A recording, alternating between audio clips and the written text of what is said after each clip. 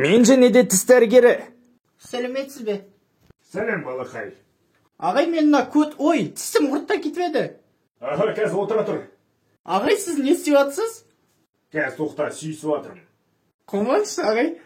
Баба! Ойбай, шешең осы ауыра ма не? Болды, жап аузыңды. Сен жұлып ал қайтыр дегенде. Бүркіт аға? О, шатлақ, жүр, отыр, кел. Все уже, все. Тісім ауырып тұрған жоқ. Жүніма берген. Жоқ, ауырып тұрған жоқ деймін.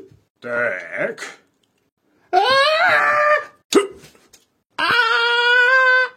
Ой, мынау басқа тіс қой.